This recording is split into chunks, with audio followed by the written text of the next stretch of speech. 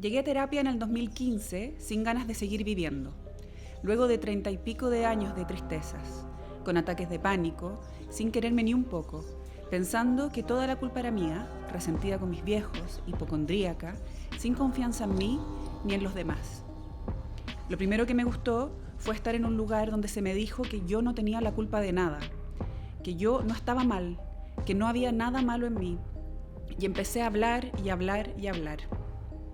A la tercera sesión mi analista me preguntó si quería hacer diván y el mundo se me hizo enorme, se amplió y continué hablando y hablando. Las intervenciones de mi analista eran preguntas sobre una palabra dicha, nada más, y yo buceaba ahí. Al poco tiempo, supongan un año, ya no tenía ataques de pánico, dormía mejor, salía vitalizada de cada sesión. La hipocondría se fue y me amigué con mis síntomas. Mi analista comenzó a sugerirme lecturas, filosofía casi siempre y algo de poesía.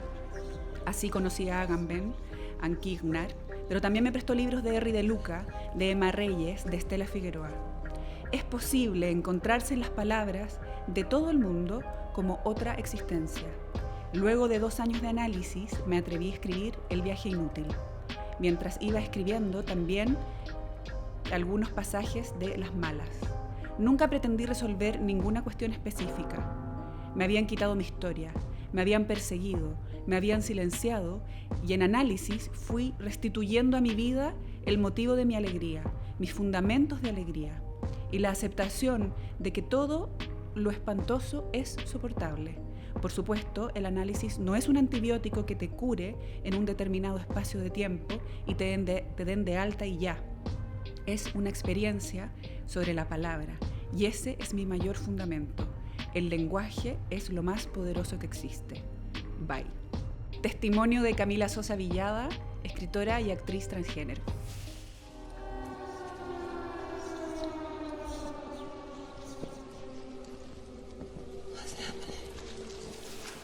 Damos la bienvenida a un nuevo episodio del podcast La Palabra y el Vínculo. Trinidad Avaria y Carolina Besuain serán mis invitadas de este episodio. Ellas forman parte del colectivo Trenza junto a Andrea Rin, María Paz y Manuela Agüero. Un grupo de psicólogas clínicas interesadas entre los cruces entre el psicoanálisis y los estudios de género. Las tuvimos en la primera temporada de La Palabra y el Vínculo en el episodio La familia no basta. Lo vamos a dejar acá colgado para que vayan para allá. Y hace poco tuvimos de visita a Manuela Agüero con el episodio Intentarlo todo de nuevo. Hay una política cultural de las emociones. Nuestros sentimientos pueden adoptar la forma de las normas que se repiten con fuerza de generación en generación. Sobre esto hablaremos en este episodio, a propósito de las vidas queer, que desde la heteronormatividad pudiesen ser vistas como vidas fallidas, raras o imposibles de vivir. La Palabra y el Vínculo llega a ustedes gracias a GMT Consultores, consultora de psicología social dedicada al abordaje de equipos, grupos de trabajo y comunidades. Es grabada en Santiago de Chile en Estudios Unique bajo el diseño, animación y musicalización de 50 estudios. Recuerden que me pueden apoyar en Patreon y si no, suscribiéndose completamente gratis en este canal de YouTube, compartiendo este video, este contenido a personas que ustedes crean que les pueda interesar. También pueden seguir en las redes sociales en @La Palabra y el Vínculo, tanto en Facebook como en Instagram, donde estaré compartiendo información de interés en relación a los servicios que ofrezco, tanto de atención psicológica, supervisiones clínicas, grupos de estudios, talleres, entre otras cosas. De esta manera, damos el inicio a un nuevo episodio. La palabra para pedir auxilio cuando se nos hace difícil respirar. La palabra para compartir nuestros sueños y regalarnos nuevos comienzos. La palabra para nombrar el amor y hacerlo efectivo en el vínculo.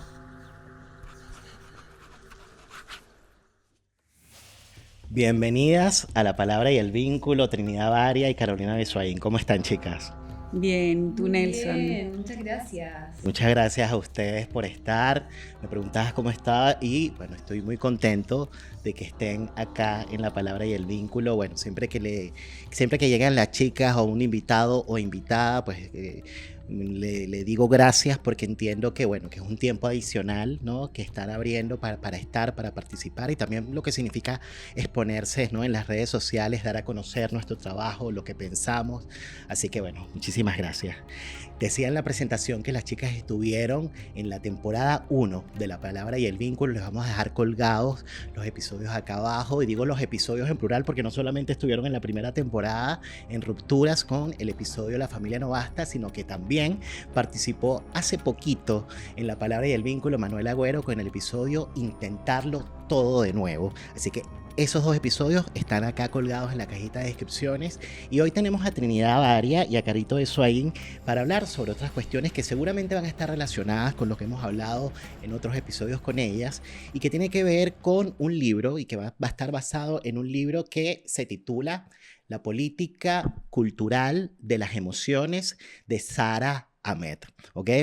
Podríamos quizás partir la conversación de esa manera, ¿no? ¿Qué entendemos por política cultural de las emociones? Bueno, gracias Nelson por esta invitación. Estamos, bueno, en una temporada importante tuya y también en días intensos para Chile, ¿no? Y difíciles. Y en ese sentido me parece interesante, a propósito de tu pregunta de la política cultural de las emociones, poder ubicarnos también políticamente, ¿no? Vivimos recientemente un evento histórico para el psicoanálisis en Chile, en el Museo de la Memoria. Estamos conmemorando los 50 años del golpe. Y eso ha sido, digamos, realmente un acontecimiento para los psicoanálisis. Y fíjate que a propósito de tu pregunta, me gustaría poder partir hablando de una cosa que nos ha estado quitando el sueño en Trenza hace un rato, ¿no? Y también que nos ha tenido investigando muchísimo. Dándonos sueños. También. Dándonos sueños, sí.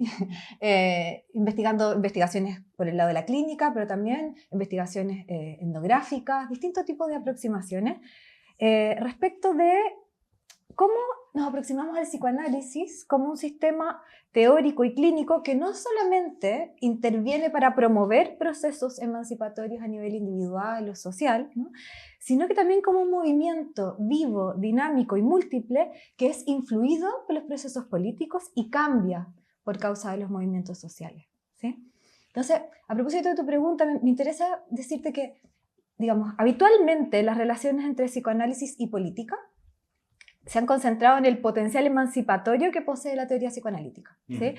Sus planteamientos, por ejemplo, los de la teoría psicoanalítica, nos han permitido aproximarnos a las relaciones entre la experiencia individual y la cultura, los conceptos psicoanalíticos de inconsciente, de pulsión, de repetición, de transferencia, ¿no? Son herramientas que han servido a la liberación individual y a promover el potencial político de las personas y de los pueblos, digamos, ¿no? Ahora, si bien eso es así, ¿no? Y ha sido la teoría psicoanalítica una herramienta útil, digamos, como para los movimientos progresistas y los movimientos de liberación colectivos, también es importante decir, digamos, que una de las áreas que más se ha, o que se ha beneficiado, digamos, de ese potencial político del psicoanálisis también son los movimientos y las teorías feministas, ¿sí?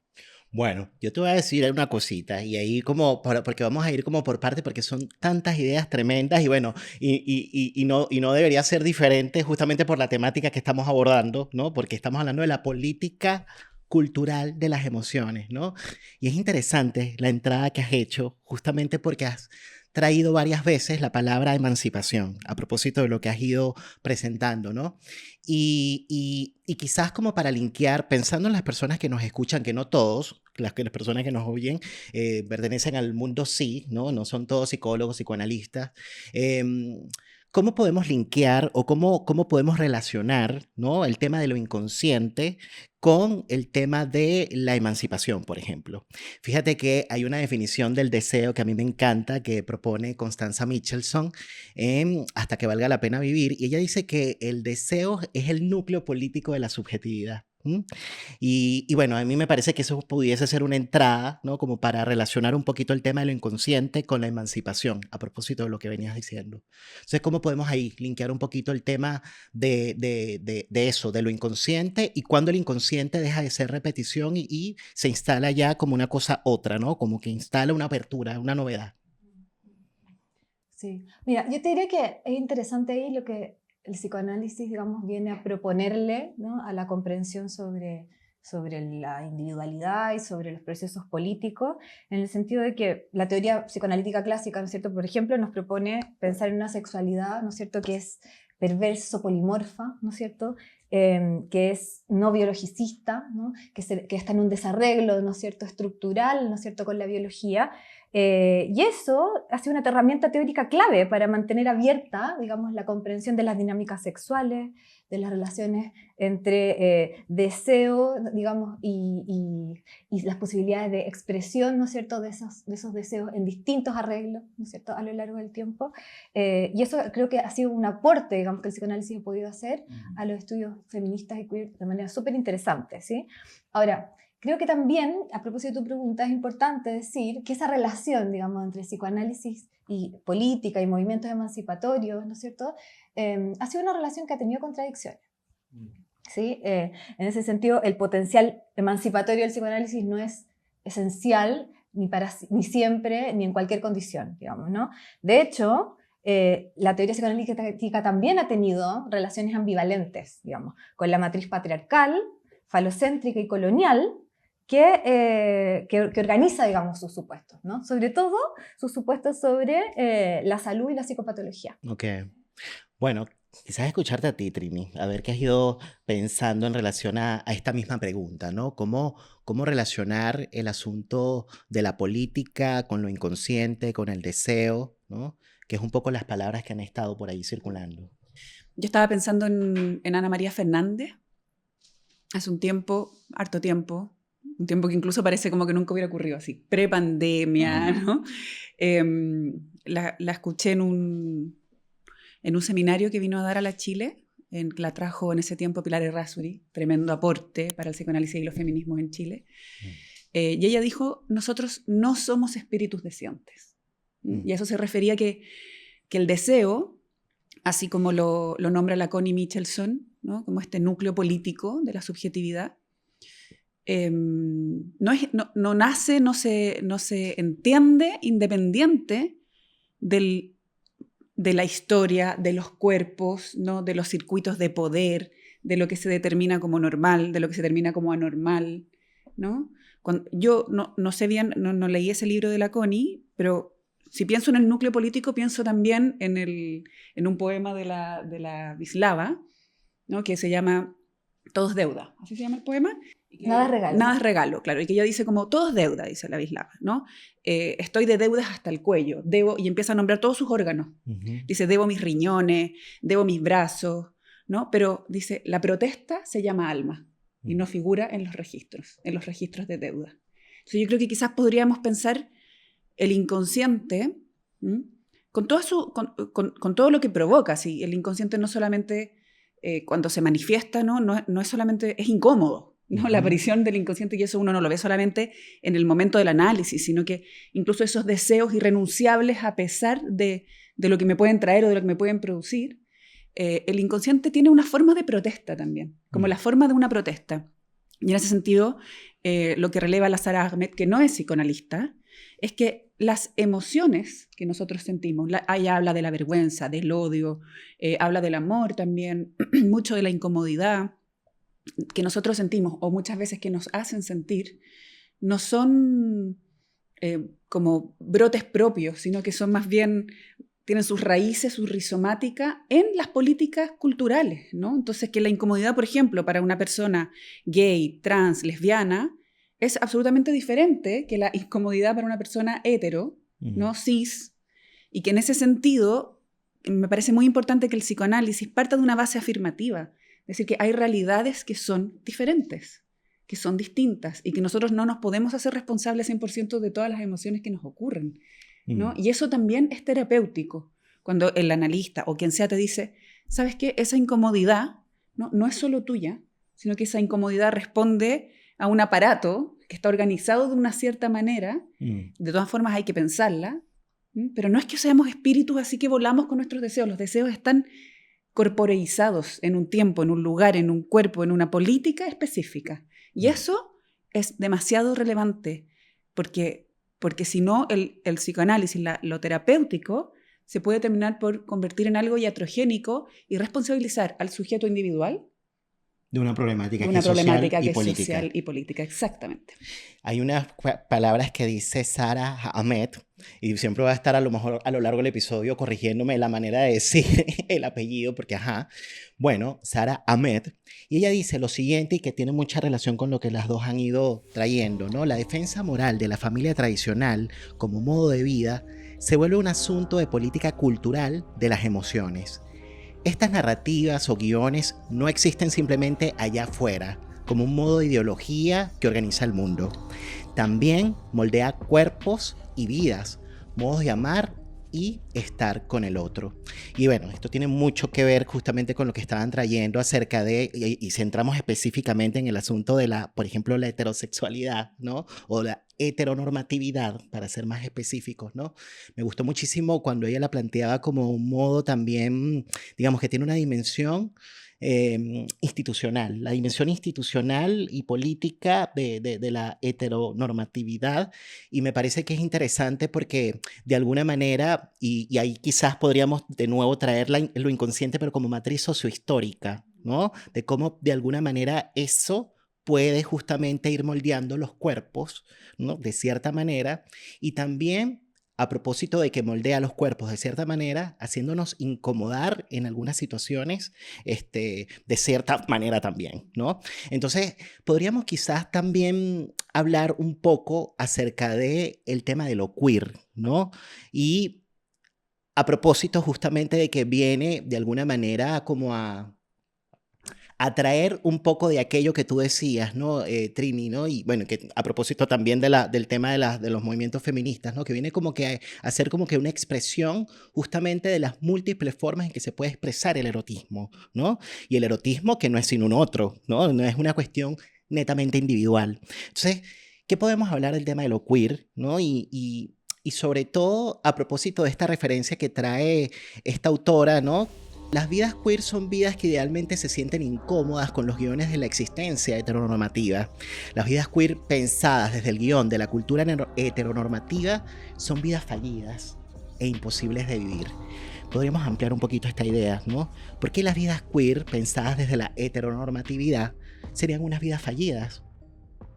No solamente vidas raras, vidas fallidas o imposibles de vivir. Bueno, yo creo que ese ha sido un problema de la matriz, digamos, cultural, digamos, heteronormada, y también un problema a veces de ciertas herencias, ¿no? Que la teoría psicoanalítica ha ido incorporando también en la manera de aproximarse a la experiencia humana, ¿no? En ese sentido, cuando tú hablas de experiencias fallidas, ¿no? Yo no puedo dejar de pensar en la noción de castración y de falta, digamos, o sea, cómo de alguna manera hay una matriz que ha organizado nuestra manera de aproximarnos a una matriz de inteligibilidad, claves, digamos, para poder ver de qué se trata, digamos, qué es lo que estamos escuchando, que está organizado en torno a una lógica que es binaria, ¿no? Que es alguien que está en posición de sujeto universal, ¿no es cierto? Que, digamos, y todo el resto, digamos, de la humanidad, digamos, que ha sido puesta en un lugar de falta. La lógica de la castración, ¿no? Digamos, la teoría psicoanalítica ha tenido justamente esa propuesta y ese problema también, ¿no? En donde muchas veces aquello que no entendemos ha tendido, y ese ha sido un problema que ha seguido corrigiendo y se ha ido trabajando a lo largo del tiempo, ¿no? Pero ha tendido a correr el riesgo de quedar en el lado de la psicopatología, ¿no? Como pensar de que aquello que no cabe dentro de los criterios de inteligibilidad que tenemos, entonces significa que algo falla, ¿no? Respecto del desarrollo normal, ¿no? Entonces yo creo que hay algo de esa experiencia que también, por cierto, puede ser internalizada por los sujetos, por nosotras y por nosotres, ¿no? A propósito de poder quizás sentir, ¿no? Que hay algo que anda mal con nosotros, ¿no? Y no necesariamente, digamos, hacer ese gesto, ¿no? Que es un gesto que también, a propósito de lo que decía la Trini, ¿no? De la posibilidad de que el espacio clínico también sea un espacio afirmativo, ¿no? Poder, digamos, también decir, bueno, mi vida por fuera de estas categorías no es una falla, sino que es una diferencia, ¿no? Es algo, es otra posibilidad, exacto, ¿no? Que no tiene por qué entrar en una relación de subalternidad o de digamos, es el lugar en el que lo que no entendemos nos causa miedo, ¿no? nos provoca a veces rechazo, ¿no? Y yo creo que la cultura, y también la cultura psicoanalítica, ha tenido ese tipo de impases también, ¿no? Sí, y hay un tema ahí específico que nosotros trabajamos con Tomás Ojeda, que nos ha guiado harto en estas exploraciones sobre los estudios queer. Y la trabajamos en una columna que escribimos para la revista Barbarie, sobre la afirmación del género y los psicoanálisis, sobre el tema de la explicación.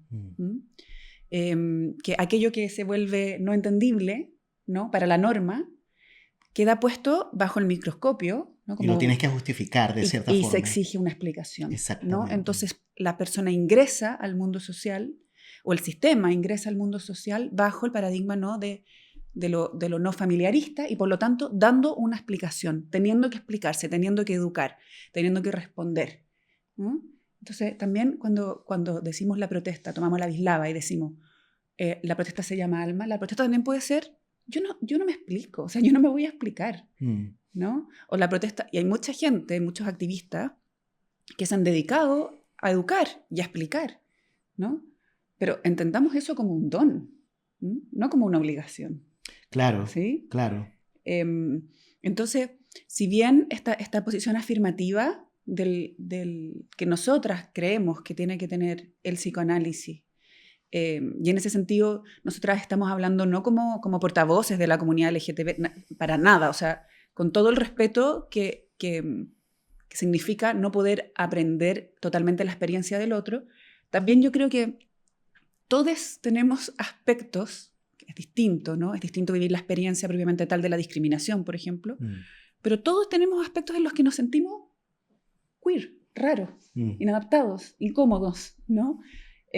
Todos enfrentamos la castración de una u otra manera. Distinto es cuando eso implica también un castigo social, ¿no? Distinto es cuando eso implica también que no puedo acceder a los mismos derechos que acceden quienes supuestamente sí cumplen con esa norma, ¿no? Entonces, Patricia Gerovici, es así se dice el apellido, que es una psicoanalista argentina que está radicada en Estados Unidos, plantea, por ejemplo, en su libro Psicoanálisis Transexual, bien interesante, que la temática trans, ¿sí?, no es una temática de orientación de género, o sea, perdón, de identidad de género o de orientación de género, es una temática de vida o de muerte. Y quienes hemos trabajado con personas trans, yo creo que todos tenemos esa experiencia, ¿no? Aquí se juega en poder vivir, el poder vivir, ¿no?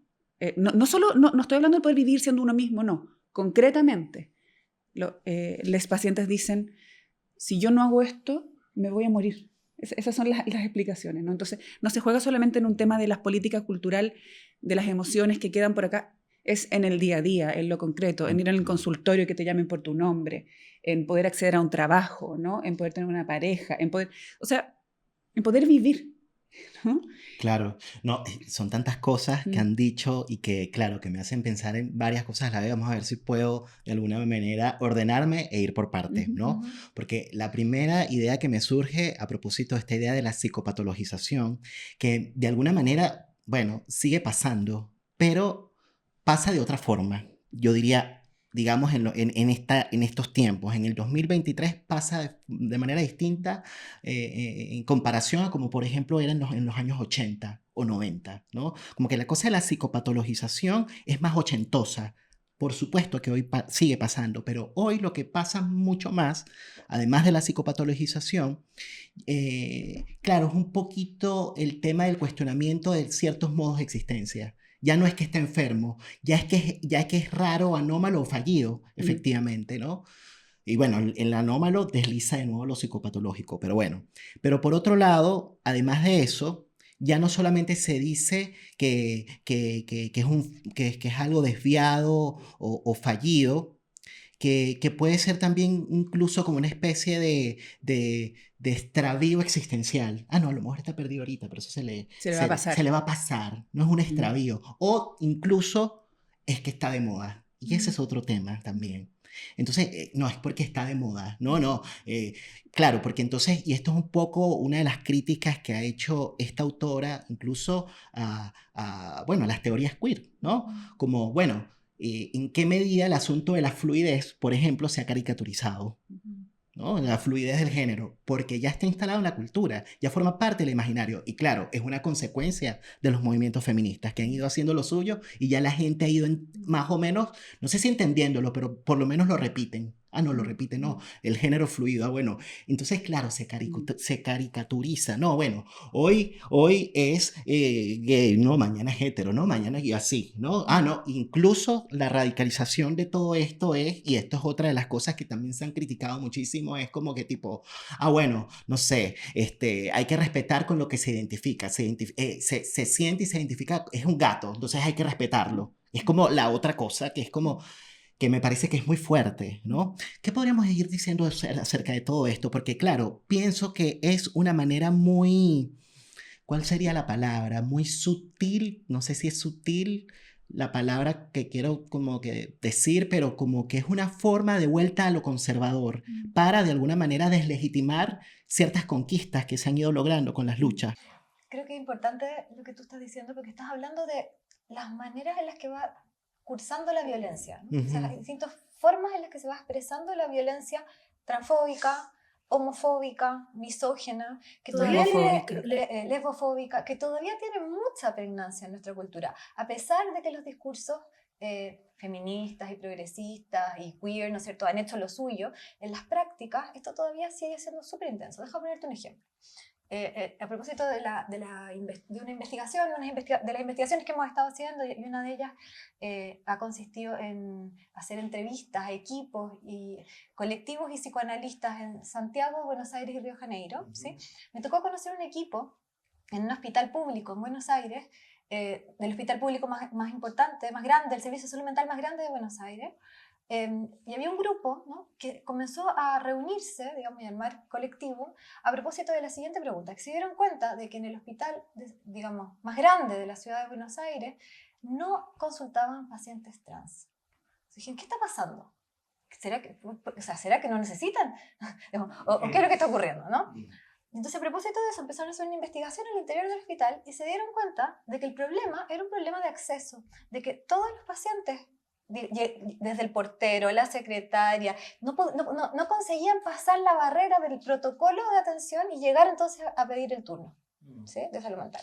Entonces, ¿qué es lo que hizo este grupo? Que es un grupo fantástico a propósito de las resistencias y las apropiaciones también que las comunidades pueden hacer en estos temas. Las micropolíticas. Y las micropolíticas. ¿Qué es lo que hicieron ellos? Lo que hicieron fue contactarse con... digamos, organizaciones activistas, fundaciones que trabajaban con población trans, a ofrecerles turnos de acceso directo. Entonces le dijeron, si alguno de ustedes, de las personas que trabaja o que digamos, es miembro de su asociación, necesita atención psicológica, no tiene por qué pasar por el circuito regular, vaya directamente a la oficina 51, ¿no? Y entonces, así, y luego, ¿qué es lo que hacían? Hacían esa primera entrevista, y luego él o la psicoanalista a cargo del caso acompañaba al paciente a todo el circuito administrativo y le presentaba, hola, con su nombre social, te presento a Juanita, al portero, a la secretaria, a la administrativa de salud mental, en fin, al equipo, ¿no? Y entonces con eso al menos minimizaba, porque por supuesto a la semana siguiente podía ser que cambiara el portero, cambiara la secretaria, pero hacía más probable, ¿no es cierto?, de que esas barreras de acceso estuvieran, esas violencias más que barreras de acceso, ¿no es cierto?, no inhibieran la posibilidad de esas personas de recibir atención psicológica. Y es importante enfatizar que eso es una intervención psicoanalítica. Eso es un acto psicoanalítico de reconocimiento de la subjetividad del otro. ¿Y en qué sentido es afirmativo? En el sentido que la persona heterosis no tiene que pasar por todo eso. Nadie le va a preguntar nada con respecto a su género, a su nombre, por qué, su carnet, ¿no? Entonces lo que ahí nosotros hacemos es que la línea existencial en que tu identidad, ¿no?, y tu sexo biológico coinciden, la emparejamos, ¿no? Uno podría decir, ¿pero por qué? ¿Por qué estas personas tienen que tener acceso, ¿no?, directo a la oficina 51 mientras mi hija, que tiene depresión, por ejemplo, lleva no sé cuánto tiempo ocupando el turno? Bueno, porque estamos emparejando, ¿no? De ahí para adelante, cada une, tiene que hacer su proceso, ¿no? Porque el inconsciente no tiene género, ¿no? O sea, ahí de adelante cada uno se la verá con uno mismo, digamos, o sea, como que de ahí no se salva nadie, ¿no? Pero a partir de esta línea afirmativa, que empareja, que no pide explicaciones, ¿no? Que más bien se sitúa de un modo tratando de, no entender, tratando como de acoger algo de lo que ahí sucede, Claro. aunque a mí me despierta ansiedades, porque los analistas no estamos libres de nuestras propias ansiedades. Eso lo trabaja muy bien Hansbury, que es un analista trans, ¿no? Y que habla de las ansiedades transfóbicas del analista, y una de esas,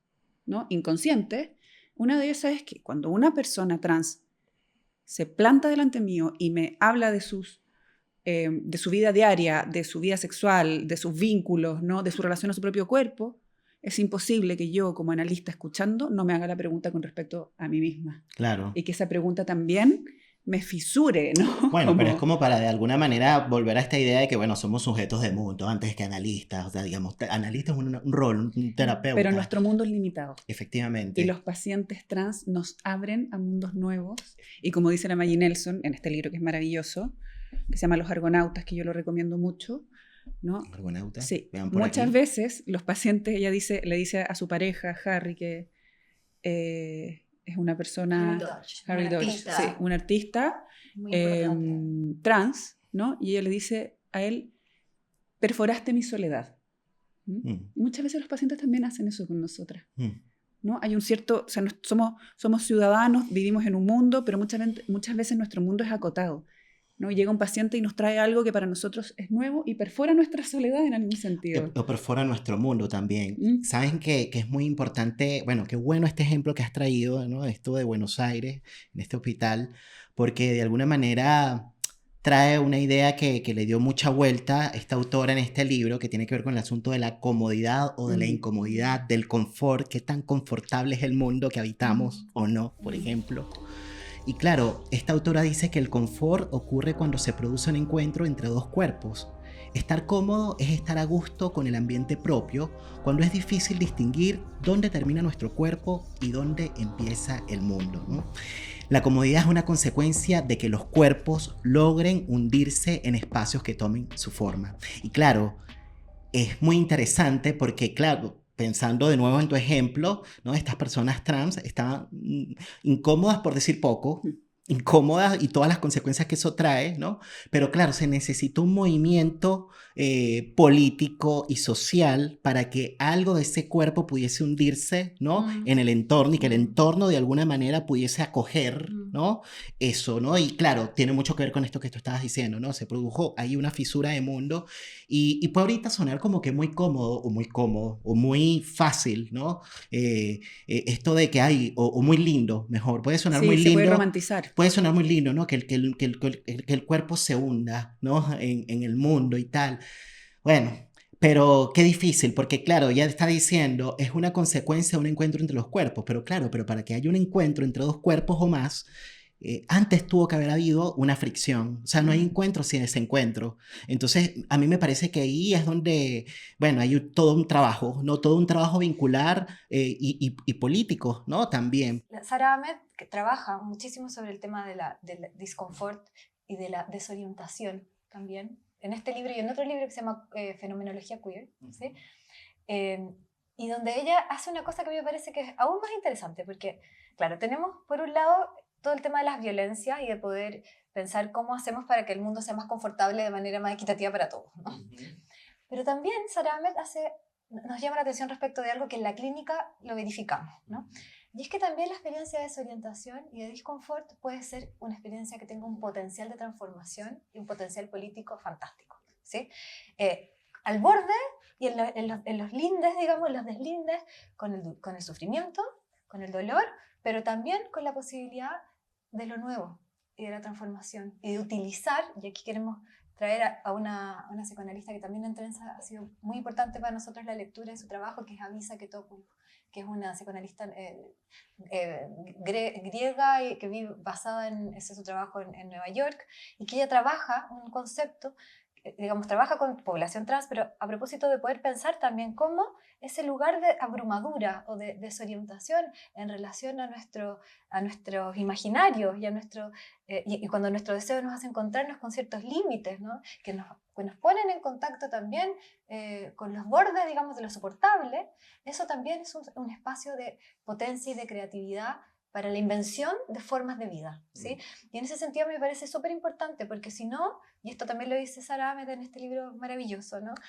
Porque cuando pensamos lo queer solo del lado de lo abyecto, digamos, nos perdemos de pensar lo queer también como un espacio de producción creativa de mundos, y que nosotros podemos aprender muchísimo de esa diversificación de arreglos y de formas de lazo y de formas de afectividad y de formas de hacer asociación, Sí, de formas secretas, ¿no? De formas de hacer vínculo, que también la experiencia queer y salir, digamos, de las tramas y de los arreglos de lo heteronormado. Y salir un poco también de las tramas edípicas, ¿no? Pensar otras formas de vida que están desedipizadas, como hablamos nosotros. Y eso no es solo para personas queer, ¿no? Por ejemplo, todo el mundo. Sí, hay pero pensando en las personas que nos están escuchando, ¿qué sería salirse del Edipo y una vida desedipizada? En fácil, como mira, para que nos sigan. Por ejemplo, hay un libro que estoy mirando la portada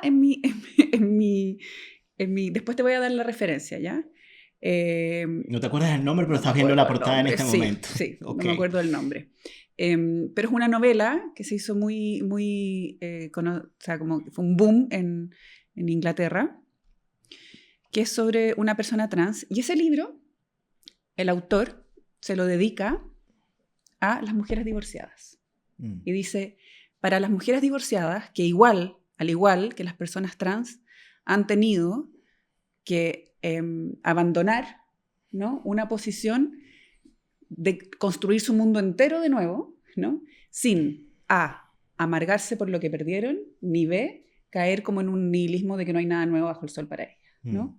Por ejemplo, a nosotros también en la clínica nos toca mucho acompañar divorcios, sobre todo cuando hay hijos de por medio, donde las personas realmente tienen que reinventar su mundo, no solamente las mujeres, ¿no? Sino que las personas tienen que reinventar su mundo, y muchas veces fuera del familiarismo, muchas veces fuera de pensar solamente la relación en pareja, ¿no? Que las familias solamente son familias de papá, mamá, niño, como reacomodarse casi como un equipo de voleibol, ¿no? Como, eso también trae momentos de extremada angustia, ¿no? Y salidas muy creativas, ¿no? Porque la creatividad no es solamente pintar un lindo cuadro, no tiene nada que ver con eso, ¿no? La creatividad se parece más bien a un parto, o sea, es un momento muy doloroso donde después de eso surge lo nuevo, y que están fuera de la trama edípica en el sentido de la novela familiar, ¿no? Ok, porque cuando hablamos de la cosa de salirse del Edipo, para decirlo en fácil, es como, de alguna manera, es como intentar imaginar o pensar la vida más allá de los vínculos primarios. Exactamente. Pero, claro, como que de alguna forma, claro, me venía la palabra terceridad, como tercerizar, Sí. como que proyectar un poquito la vida más allá de los vínculos próximos, ¿no? O de los modelos que imprime, digamos, ese vínculo inicial, ¿no? Porque un poco la teoría psicoanalítica, por supuesto, siempre ha postulado de que para que pueda haber sujeto tiene que salir de la familia, ¿no? Sí, lo conversamos en capítulo 1, la familia no basta. La familia no Exacto. basta, ¿no? Eso siempre lo hemos dicho desde el psicoanálisis. Ahora, cuando pensamos en desedipizar, también tiene que ver con pensar que todos los vínculos que vengan después y las formas de vida y las formas de hacer familia, las formas de hacer amor, las formas de hacer trabajo, en fin, no tienen por qué ser una reproducción de alguno de los vínculos, sea maternal, paternal o la fratria entre hermanos, digamos, ¿no? Que son de alguna manera los vínculos que están, los modos de lazo, ¿no es cierto?, que han sido pensados del psicoanálisis desde el modelo edípico. Y siempre estamos tratando de encajar hacia atrás. Leer todo como que todo es como una gran familia, ¿no? Todo se familiariza en ese sentido, ¿no? Y justamente desedipizar, que muchas veces el trabajo de un análisis es ese, ¿no? Es poder de alguna manera sacarnos, digamos, esa fuerza, digamos, que el Edipo ha marcado, ¿no es cierto? Especialmente para las mujeres. Especialmente para las mujeres, ¿no es cierto? En nuestra forma de vivir nuestra sexualidad, de vivir nuestras elecciones, de vivir nuestra forma de hacer lazo, en fin, la relación con el poder, con la ambición, con un montón de cosas, para poder entrar en otras formas que no necesariamente son una mímesis, digamos, de esa matriz inicial, ¿no? Por ejemplo, nosotros desde Trenza también hace poquito escribimos un artículo con Andrea Rim, que es parte del colectivo, sobre la amistad como lazo libidinal y político. ¿Sí? Y pensar la amistad, y esto también lo han trabajado muchísimo los movimientos queer, o sea, en eso nos llevan mucho a la delantera, ¿no? Pensar la amistad como un modelo de lazo que no tiene por qué responder al modelo de las fratrias, ¿no? Que ha sido pensado desde el psicoanálisis, o sea, al modelo de los hermanos, Claro. ¿no? Y tampoco al modelo, sobre todo la amistad femenina, que siempre se pone un poco como la relación entre mujeres, ¿no? Como la relación con la madre, ¿no? Y la envidia, y claro. Y ese modo en el que se ha trabajado la madre en el psicoanálisis con una fuerte matriz misógina muchas veces, donde es el lugar de la rivalidad y donde se tramita toda la hostilidad en una mujer, digamos. Toda la hostilidad queda del lado, digamos, de la relación con la madre. Justamente ¿por qué? Para poder acceder al padre como objeto de amor en el Edipo. No sé si se acuerdan ustedes del Edipo femenino ahí, ¿no? Entonces, ese modelo, digamos, es un modelo que no basta, digamos, y que nosotros verificamos en la vida y en la clínica que las personas no hacen lazo así solamente. Y bueno, nuestra propuesta en ese texto es que la amistad puede ser un modelo de lazo que se pueda sustraer de esas lógicas y funcionarnos como laboratorio para inventar otros afectos, otras maneras de cuidarnos. Bueno, los feminismos han estado diciéndolo hace mucho tiempo, ¿no? El Estado no me cuida a mis amigas, ¿no? También otras maneras de pensar las relaciones amorosas o sexoafectivas. Incluso dentro de instituciones conservadoras como el matrimonio, por ejemplo. Sí. Esto no se trata de casarse o no casarse, de tener hijo o no tener hijo. Se trata de cómo. Sí. Ya me acordé el nombre del libro, era The Transition Baby. Mira, estaba fácil, estaba facilito. No, porque saben que mientras decías esto me acordé muchísimo de Luciana Pecker, ¿no? Con su libro Sextéame, que hay un ensayo, un capítulo en el que ella habla de hogar, diverso hogar, que es como un apartado, un subapartado. En verdad el capítulo se llama Una apuesta al amor, ¿no? Y dentro de ese capítulo hay un apartado que se llama hogar diverso, hogar, y tiene mucho que ver un poco con lo que están diciendo, ¿no? Acerca de pensar otras maneras de vincularnos, de estar juntos, que por cierto va mucho en línea de lo que nos estaba diciendo Manuela en aquel episodio, ¿no? De intentarlo todo de nuevo, ¿no? Que existen otros arreglos, otras formas, ¿no? De vincularnos, de estar con el otro, ¿no?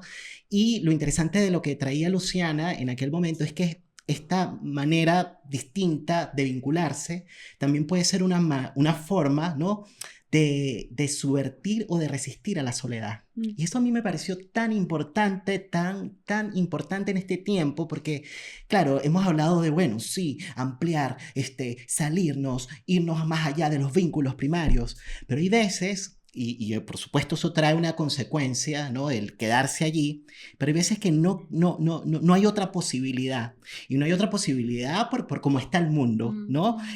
Porque salir, un poco lo que decía esta autora, ¿no? Como que salir y dar la batalla implica de alguna manera ir creando condiciones de posibilidad como para que el mundo sea un poquito más confortable, ¿no? Pero eso eso no está exento de violencia, porque entonces me expongo y eso puede traer de vuelta algo fuerte, ¿no? Entonces, claro, ella, y también en algún momento ella decía tipo, bueno, no todo el mundo está en condiciones de dar esas luchas, ¿no? Porque las condiciones de vida son completamente distintas en todos, ¿no? Entonces no siempre, ¿no? Pero ¿por qué me fui para allá? Porque por el asunto de la soledad, ¿no? El hogar, diverso hogar, como un modo de resistir o subvertir a la soledad. Y claro, estaba pensando en que a veces no se logra, no solamente por un asunto, digamos, de qué sé yo, por miedo, porque es la palabra, por miedo a que de pronto algo te pueda pasar, sino también por el asunto de la desconfianza. ¿Qué podemos hablar acerca de eso? Porque hay veces que la desconfianza, que lamentablemente es una cuestión generalizada hoy en los tiempos hipermodernos, no permite ampliarnos las posibilidades de esto, ¿no? De apertura, de vida, de vínculos, en fin, ¿no? ¿Qué podemos pensar en relación a eso? Porque pienso que para que el mundo sea un poquito más confortable, para que estemos un poquito más cómodos, algo de la confianza básica tendría que operar, porque si no, no me salgo a lo primario. Sí. Sí, yo creo que podríais contar un poco sobre tu investigación de hacer hogar. Sí, yo estaba pensando exactamente en eso, porque yo creo, Nelson, de que vivimos en un mundo con muchas contradicciones, ¿no? Y que también, bueno, es cosa de ver el proceso chileno, digamos, y lo que ha pasado en los últimos años. Hemos tenido momentos, digamos, en los que la confianza aparece, ¿no? Como en el horizonte, y luego un momento donde la confianza cae Y aparece el y miedo. aparece el terror, ¿no? Entonces, yo creo que yo en ese sentido soy más cauta, ¿no? Respecto a estos diagnósticos tan más de como categóricos, ¿no? Vivimos en un tiempo de desconfianza, vivimos en un tiempo de confianza. ¿No? Es dinámico. Hemos pasado por de todo, digamos, ¿no? Y en ese sentido, yo estaba pensando, ¿no? que claro, ha habido momentos, y uno a mí siempre me ha interesado mucho como ir a investigar esos espacios en donde la gente se las arregla para hacerlo igual. Digamos, Las ¿no? pequeñas labores Las que pequeñas hablábamos. labores que nos gusta a nosotras decir en Trenza. Es un libro de la Rivka Gelchen que habla como de aquellos pequeños movimientos menores que permiten Otro mundo. otro mundo, aunque sea o sea, no solo otro mundo, sino que hacerse dueño de otro mundo, ¿sí? Apropiarse. Exactamente. Porque es cierto que vivimos en un mundo con muchas violencias y con muchas dificultades, digamos, pero también es cierto que los sujetos seguimos inventando la vida, digamos, ¿no? Y siguen existiendo amores. Sí, y hay momentos, y en el último tiempo ha habido momentos de intensa politización, ¿no? En el sentido más, para mi gusto, más hermoso de la palabra politización, en el sentido de entender que lo que nos pasa individualmente o privadamente también es un problema colectivo, ¿sí? Y eso ha tenido impacto en montones de cosas, pero una de las cosas que me provoca decir lo que tu pregunta, ¿no? Tiene que ver con no solamente la invención de nuevas formas de hacer hogar, sino que también la invención de nuevas formas de hacer trabajo y de hacer psicoanálisis, ¿sí? Y en ese sentido, Trenza, por ejemplo, nos sentimos parte, digamos, de una ola, digamos. Nos agarró una ola. Nos agarró una ola, ¿no? Que es la ola del 2018, que luego explota el 2019, que luego, bueno, se sepulta el 2020 con la pandemia, pero que resiste igual, ¿eh? Y que resiste con varias aristas bien interesantes. Pero esa ola no es una ola que solamente ocurre en Chile, ¿no? Eso es algo que está ocurriendo a nivel regional, porque los movimientos sociales feministas han sido de carácter regional en el último tiempo, ¿no? Entonces es súper interesante ver cómo los psicoanalistas en Argentina, en Brasil y en Chile, los psicoanalistas viejos y también los jóvenes, ¿no? Los que tienen deseo de psicoanálisis, los que están formando en psicoanálisis, se están apropiando, ¿no? Y usando psicoanálisis para hacer otras cosas, ¿sí? Para trabajar en los territorios, para desafiar las lógicas institucionales, ¿no? Para hacer trabajar los impases teóricos y para usar el psicoanálisis para construir, para que sea un espacio de invención de mundos posibles para más personas, ¿no? Sí, y bueno, y tiene mucho que ver con lo que estaban diciendo de desedipizar. ¿Lo dije bien? Perfecto. Exacto. Claro, porque al final Luis Hornstein me parece que fue en la segunda temporada de La Palabra del Vínculo, aquí les voy a dejar el episodio colgado para que vayan para allá, me decía tipo... claro, los psicoanalistas somos psicoanalistas de la repetición. Nos encanta repetir, Nelson, nos encanta repetir. A veces recordamos, pero poco elaboramos. Y reelaboramos, bueno, imagínate, o sea, como que ni por allá. Y digo todo esto porque, claro, muchas cosas que pasan en la vida de las personas, nosotros las remitimos al Edipo. No, porque el Edipo, no, porque está encontrando, no está con ella, bueno, le encontró a su mamá, está con esta, bueno, no la ama, es que estás con la mamá, es el pecho bueno, pobrecito y no integrado. Entonces imagínate tú, es muy fuerte, es demasiado fuerte, porque No es que es demasiado fuerte, sí. Y me parece que esto es demasiado importante lo que están trayendo, porque trae una apertura, ¿no? Bueno, no repitamos, no solo repetición, no es recordar aquello, elaboremos lo que está pasando o reelaboremos, en fin, pensemos en otras claves, ¿no?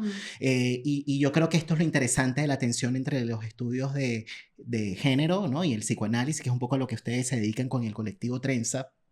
Quería preguntarles algo, ¿no? Relacionado con el asunto, quizás, bueno, de lo que de pronto significa el asunto de los duelos, ¿no? Porque es una de las cosas que también trabaja esta autora, ¿no? A propósito de los sentimientos queer. Ella viene como que a reivindicar el asunto del duelo, ¿no? Ella dice como que, de alguna manera, un sujeto que no le da lugar a algo de sí, ¿no?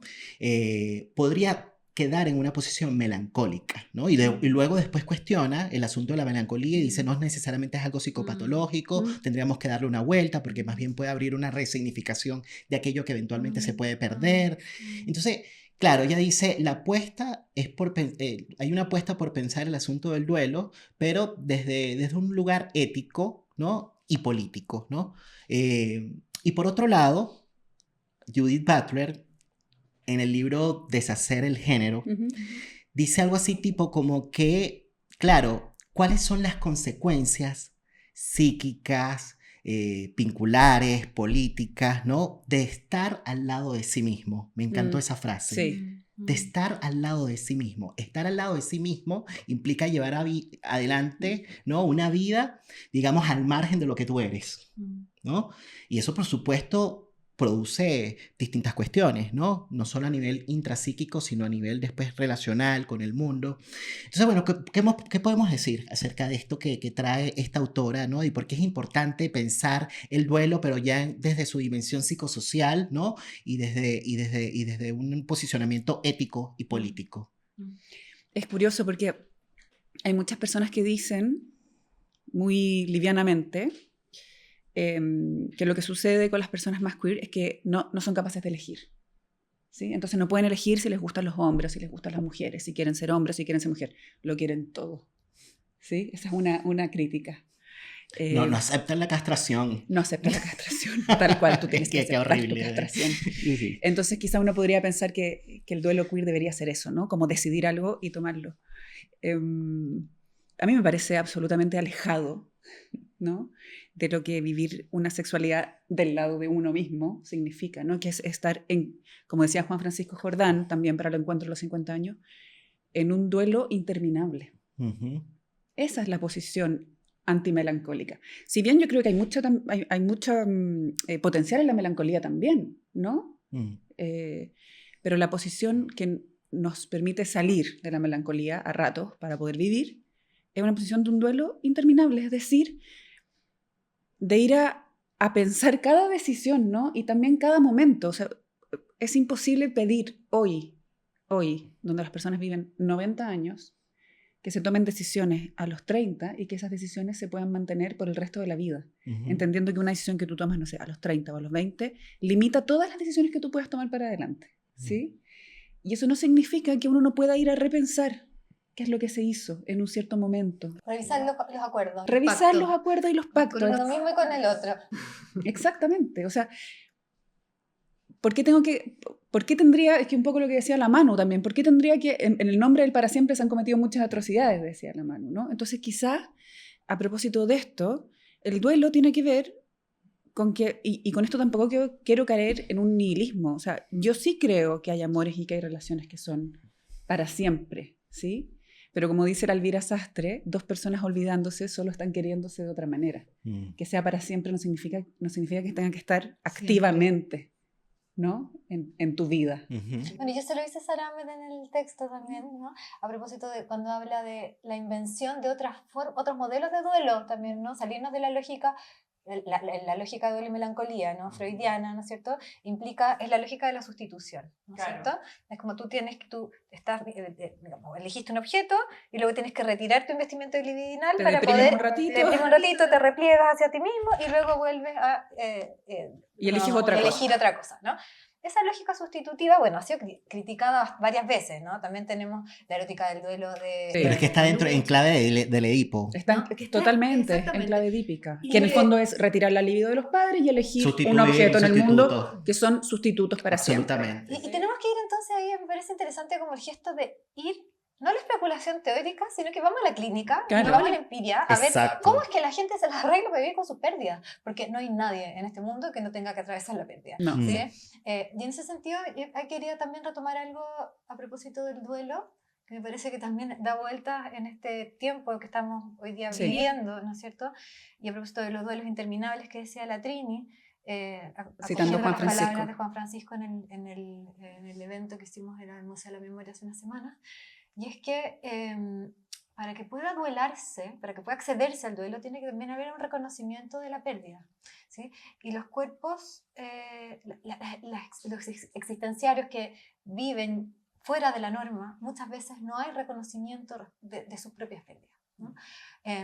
Y eso tiene desde desde correlatos legales, normativos, o sea, cuando una pareja que vivió toda la vida, ¿no es cierto?, muere uno de los miembros de la pareja y el otro no puede heredar porque no hay, por ejemplo, matrimonio igualitario, hasta hace poco no había matrimonio igualitario, no estaba regulado entonces el asunto de la herencia en términos concretos acá en Chile, ¿no es cierto?, como también la posibilidad de pensar, digamos, el reconocimiento de las violaciones de los derechos humanos, ¿no es cierto?, que experimentó la población LGTB también durante la dictadura, y las mujeres, ¿no? Y las violencias también. Estábamos conversando con la Trini antes de entrar de una obra que está hoy día en el GAM, que se llama María Isabel.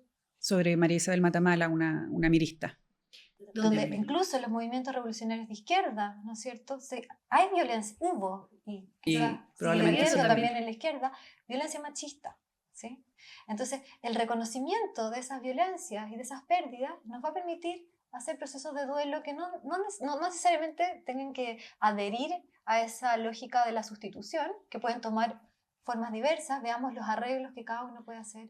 Qué bueno que has dicho esto de que la violencia, porque me parece que has dicho algo que me parece que es demasiado relevante, ¿no? Que es como para, de alguna manera, salirnos de estas cuestiones que a veces son como, entre comillas, cliché, y digo entre comillas cliché para ser bastante respetuoso respecto a los posicionamientos políticos, porque, claro, podemos caer en las cuestiones de derecha o de izquierda. Claro, podemos caer en dicotomías que... Exacto, pero el asunto de la violencia es transversal, ¿no? Que va más allá de esas cuestiones ideológicas, ¿no? Entonces, estaba pensando en algo que decía también esta autora que me pareció importantísimo y que importante, valga la redundancia, que lo estemos trayendo hacia el cierre de este episodio, porque hemos ido hablando acerca de, bueno, cómo de alguna manera ir buscando la forma de que el mundo sea un poquito más confortable, ¿no? Hacerlo un poquito más cómodo, que los cuerpos se puedan hundir en ese mundo, ¿no? Pero ella en algún momento dice, bueno, pero ¿qué pasa también del lado de la comunidad LGBTIQ+, ¿no? En un sentido amplio, ¿no? ¿Qué pasa también del lado de esta comunidad, ¿no? ¿Qué tan confortable es, ¿no? ¿Qué tan inclusiva es? Entonces, claro, muchas cosas que se reproducen al interior de esta misma comunidad. Sí. Y esto es demasiado importante, porque claro, el estar al lado de sí mismo no es solamente porque hay una heteronormatividad y hay un patriarcado y hay unas personas que son conservadoras, ¿no? ¿Qué pasa con nosotros? No, y que hay en fondo, y ahí empieza como el discurso de este gran otro que viene a victimizarme y a gozar de mí. Exactamente. Por eso también hablamos de que también esto le compete a cada uno. Exacto, porque de alguna manera, bueno, todos somos hijos del patriarcado. Entonces, claro, por eso es que el asunto, digamos, como decía Constanza Michelson en alguna entrevista, ¿no? Como, bueno, el asunto de la deconstrucción se terminó trivializando tanto que es como comerse un helado de vainilla, ¿no? Bueno, pero interroguémonos de qué forma también nosotros reproducimos aquello. A mí me parece que las nuevas generaciones se han tomado bastante en serio. No, hay una heterogeneidad. A mí me parece importante cuando tú traes la idea de que, vamos a verlo por parte, porque hay una heterogeneidad y la sociedad, y ese es mi mantra, la sociedad es heterogénea, porque si no, imagínate. Por supuesto, y yo creo que ahí quizás el asunto tiene que ver con cómo cada uno puede hacer, digamos, ubicarse como un sujeto responsable, ¿no? Absolutamente. Respecto de sí mismo y respecto del otro, pero creo que todavía, digamos, vivimos en un mundo que le hace mucho más difícil la pega a algunas personas que a otras, digamos, ¿no? Absolutamente. Y eso creo que en ese sentido creo que tendríamos que nosotros, o al menos a mí esa es la posición que me acomoda, bueno, también tiene que ver con nuestro oficio, ¿no? Que estamos ahí en la escucha, como ir a escuchar más, ¿no? ¿Cómo es que, digamos, qué podemos aprender, ¿no es cierto?, de lo que nuestros pacientes... Ir a preguntar, a pedir menos explicaciones y aprender un poquito más. Exactamente, sí. O a justificar, argumentar. Sí. Bueno, a propósito de justificar y argumentar, que no suena a pregunta tipo que van a tener que justificar o argumentar, pero sí me parece interesante que podamos cerrar esta conversación preguntándoles un poco el porqué del interés o por qué ustedes, Trinidad, Carito, ¿no? De alguna manera creen que se han metido en estos temas, ¿no? ¿Hay algo personal allí, o no necesariamente, igual lo personal a veces lo reducimos como que a un hecho individual, ¿no? Y lo personal también incluye a otros, ¿no? El singular plural del que habla René Caes, ¿no? Entonces no tiene que ver con el hecho de que haber quizás vivido algo en concreto específico, pero algo desde algún lugar, ¿no? Hace que uno vibre, ¿no? Con estos temas, ¿no? Y que resulten apasionantes, ¿no? O que uno se apasione y se acalore también. Será el feminismo espontáneo de la histeria, ¿no? Yo creo, ¿no? Como dice Milce Dio Bleichmann. Sí. Yo en particular tiene que ver con mis vínculos, con vínculos muy cercanos desde muy chica, ¿sí? Y con haber presenciado quizás sin entender la incomodidad. Porque, por ejemplo, si traemos el tema del dolor físico, ¿sí? Yo no sé si a ustedes les pasa, pero uno se olvida que tiene un cuerpo hasta que ese cuerpo duele. ¿Sí? Entonces uno dice, por ejemplo, no sé, haces ejercicio y dices, me duelen músculos que no sabía que existían. ¿Sí? O sea, cuando se está cómodo, probablemente la sensación es nada, ¿no? El cuerpo aparece muchas veces en su excitación, en su incomodidad, en su dolor, ¿sí? Y en mi caso particular, desde muy chica tuve la suerte y también suerte mía, ¿no? Pero de poder acompañar procesos que son muy importantes en mi vida y que sufrieron harto, como a propósito de estos temas, los temas más queer, y conmoverme y pensar nuevamente que yo, si bien no me identifico, ¿no? con lo queer en términos de la orientación o de la identidad, sí puedo reconocer también en mi vida esos momentos de una incomodidad enorme, ¿no? Como de sentirme como chancho en corral ajeno, así como eso por un lado. Y por otro lado, el feminismo espontáneo de la histeria, que yo creo que es una forma muy rebuscada de decir toda mujer ha pasado por momentos de incomodidad enorme, ¿no? Y decir, aquí hay algo que está mal. El punto, ¿cuándo empieza el feminismo? Cuando uno dice, aquí hay algo que está mal y no soy yo. ¿Sí? O esto no me pasa solamente a mí, nos pasa a todas. Que es un destino genérico. Que es un destino genérico, sí. A mí me parece súper interesante tu pregunta porque yo creo que, a ver, dos cosas. Yo creo que toda investigación sobre el mundo es una investigación sobre una misma, ¿no? Y yo creo que posiblemente cuando yo empecé a trabajar en estos temas todavía eran un objeto del mundo, ¿sí? Algo que me parecía interesante. Los temas políticos siempre fueron importantes en mis elecciones, en mi trayectoria desde que era muy chiquitita y no tengo idea por qué, digamos, ¿no? Pero así fue, digamos. Pero llegó un momento en el que, como dice la Rita Segato, tomé conciencia de género. Y cuando toma conciencia de género no hay vuelta atrás. ¿Sí? Es una caída del mundo y viene otro. Sí. Y yo te diría que a estas alturas de mi vida, además de las incomodidades, que uno a veces las reconoce en retrospectiva, los procesos de generización, como dice bien la Sara Ahmed, generan marcas, ¿no? Marcas y que duelen en nuestro cuerpo, pero a veces tardamos tiempo en darnos cuenta, ¿no? De cuáles son esas marcas y cuánto nos han dolido, ¿sí? Y para mí, digamos, hay un antes y después respecto de haber encontrado un espacio en el cual poder hacer memoria y hacer memoria colectiva de esas marcas que las mujeres compartimos, ¿no? Y el colectivo Trenza para mí en ese sentido ha sido un espacio de trabajo, pero también ha sido un espacio para inventar formas de vida y poder sobrevivir muchas veces a las marcas de esas violencias sobre nuestros cuerpos. Y además pasarlo muy bien, porque nosotras somos, digamos, nos encanta como poder hacer una política afirmativa también respecto de que estos temas son temas que nos pueden permitir tener mucho mejores vidas, digamos. Cuando tenemos conciencia de género, podemos hacer que la vida sea mejor. Como dice la misma Sara Ahmed, ¿de dónde viene el feminismo? Sí importa. Sí importa. Y nosotras cuando cumplimos 4 años, hicimos un evento en Alma Negra Librería, y un saludo a la Silvana también, que es lo máximo, Silvana Beto. Sí, que ha sido muy generosa. Ha sido muy generosa con nosotros. Y con el psicoanálisis de Chile también. Sí, y eso que el psicoanálisis no ha sido generoso con ella. Ella no es chilena. Sí, chilena. Chilena. Pero ella tiene una investigación. Fue una de las primeras, si no la primera persona, ¿no? Que escribió sobre el caso de un candidato analista detenido desaparecido, Gabriel Castillo, que fue muy recordado en el evento que tuvimos hace poco en el Museo de la Memoria, y por muchos años negado, ¿no? Desde la comunidad psicoanalítica. Qué fuerte. Bueno, y ahí en ese evento nosotros hablamos un poco de la historia del colectivo, a 5 voces, digamos, y hay una parte donde Andrea Rin decía de dónde venga el feminismo sí importa, y a mí el feminismo me viene de mis amigas. ¿Sí? Qué Entonces, si tú me preguntas por qué estos temas, para mí, por mis amigas y por mis amigas. Fíjense que por ahí, bueno, y qué linda manera de cerrar el episodio y además de recordar que bueno, como decía esta autora, que los sentimientos queer no se tratan solo de espacios de la negatividad, la política queer también es sobre el gozo, ¿no? Sí. Donde el no ofrece la esperanza, ¿no? y posibilidad para otra manera de habitar los cuerpos, ¿no? Sí.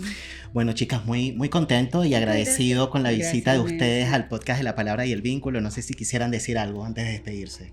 Agradecerte, Nelson, por la escucha, por la conversación, por la invitación. Por la oportunidad, agradecerte a ti y agradecer a nuestras compañeras del colectivo, Andrea, María Paz y Manuela, que están siempre acompañándonos en todas estas ideas. Estas son siempre reflexiones colectivas. Así es, un saludo a las chicas que seguramente están del otro lado de la pantalla escuchándonos y también un saludo a los oyentes del podcast de La Palabra y el Vínculo. Yo les he dicho a ustedes en otros momentos, bueno, que me encantaría a futuro, ojalá tener la posibilidad, la oportunidad de tener un episodio, hacer un episodio juntos, pero ya con todo el colectivo sería muy rico, ¿no? Una conversación. Eso termina en fiesta. Bueno, nos las debemos a lo mejor para otra temporada. Bueno, de esta manera hacemos cierre a un nuevo episodio de La Palabra y el Vínculo. Muchísimas gracias por acompañarnos. Nos estamos viendo en 2 semanas. Recuerden que estamos saliendo al aire en frecuencia quincenal. Por lo pronto, recuerden suscribirse, darle me gusta, compartir este episodio con las personas que crean que pueda serle de utilidad. Y bueno, nos estamos viendo pronto. Cuídense mucho y chao. Gracias, chicas. ¿Qué es lo que hace que un mundo sea más habitable? A veces protestamos desde el alma, no solo para ser escuchados, sino para sentirnos aceptados en nuestra diferencia, sin la obligación de tener que justificarla. Uno puede estar al lado de sí mismo con rabia o melancolía, no por elección, sino por consecuencia de un mundo no hospitalario. Para Trinidad Avaria y Carolina Besoain, el alma es el lugar donde residen nuestras verdades. El alma insiste, pulsa, busca sus formas de aparecer. A veces es una voz colectiva y grita. Otras veces aparece en el silencio de la soledad. La protesta se llama alma. Esa no se tranza, se trenza y se trabaja. Quizás nuestro mayor secreto sexual es que todos somos queer. La sexualidad es un espectro.